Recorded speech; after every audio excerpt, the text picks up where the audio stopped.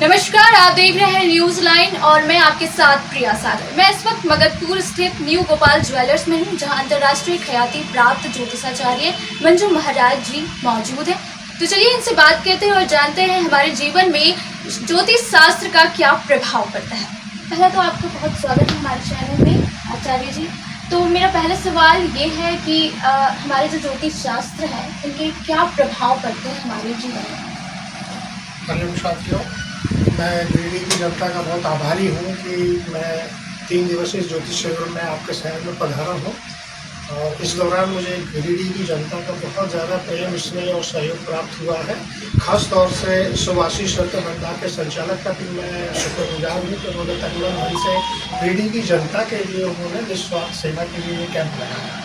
जहाँ तक प्रिया जी ने पूछा है कि हमारे जीवन में ज्योतिष का क्या प्रभाव पड़ता है, तो आदिकाल से ही सनातन धर्म में, हिंदू धर्म में, हमारे धर्म में, हमारे जीवन में रत्नों का एक विशेष महत्व रहा है। जीवन में यदि कोई परेशानी आती है, कर्म करते हैं, उसका पूरा फल नहीं मिलता है, तो निसंदेह हम रत्नों की सहायता से उन परेशानियों को दूर कर सकते हैं। मैं बार बार उदाहरण देता हूँ अमिताभ बच्चन जी का। वो काफ़ी परेशानी में थे, दरे दरे तक कर्ज में थे, लेकिन उन्होंने एक रत्न पहना, नीलम रत्न पहना है और आज देखिए आप तो सभी के महानायक बने हुए हैं। ये तो एक आम छोटा सा एक उदाहरण है।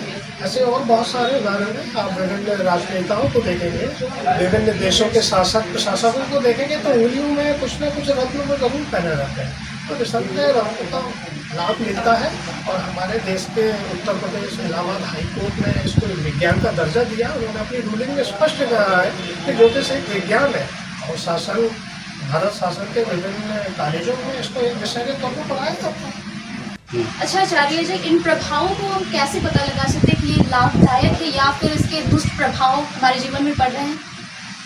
इसमें देखिए एक खास बात ये होती है कि आपको एक सही आचार्य, ज्योतिष और गुरु की ज़रूरत होती है जो आपको सही तरीके से सही रत्न की सलाह दे सके। यदि आपको ये सौभाग्य प्राप्त हुआ तो निसंदेह आपको 1 हफ्ते से लेकर 15 दिन के अंदर आपको रत्नों के सुप्रभाव देखने को मिल जाएंगे। इसमें ज़्यादा समय नहीं लगता है। यदि सही समय मिलता है तो बॉडी से फ्रीक्वेंसी मैच होने में 1 हफ्ते के अंदर वो अपने समस्या के शुरू कर जाते हैं।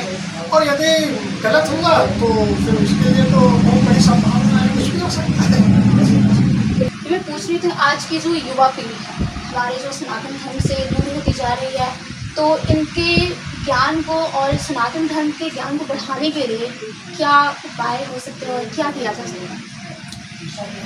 देखिए आपकी बात बहुत हद तक सही है, लेकिन मैं आपसे ये कहना चाहता हूँ कि अब तो युवाओं का रुझान सनातन धर्म की ओर बढ़ता जा रहा है। बीच में 80 के दशक में लोगों ने वास्तुशास्त्र को मानने से इनकार कर दिया था और तरह तरीके के फ्लैट चल गए थे, संगमरमर के टाइल्स चल गए थे, उनके दुष्प्रभाव देखने को मिले। इस दौरान जो पीढ़ी थी वो आज है मानसिक रूप से बहुत परेशान है।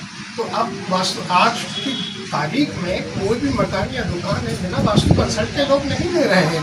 तो युवा तो सनातन धर्म से और जुड़ता जा रहा है और इसमें खास तौर से सोशल मीडिया और आप लोगों का बहुत सहयोग रहा है, जिन्होंने इस तरीके का सनातन धर्म का प्रचार प्रसार किया है और लोगों की जागृति बढ़ी है। अब यूट्यूब है, अब यूट्यूब में सभी तरह की सामग्री है, लेकिन लोग बात कम से कम देख तो लेते हैं कि हम मकान ले रहे हैं तो किचन कहाँ होना चाहिए, दुकान ले रहे हैं तो कहाँ गुल्लक होनी चाहिए, कहाँ तिजोरी रहना चाहिए। तो लोगों का रुझान बढ़ा है सोच। बहुत धन्यवाद पंडित जी आपका। धन्यवाद आचार्य जी, आपका इंटरव्यू हमारे दर्शकों के लिए बहुत लाभदायक था।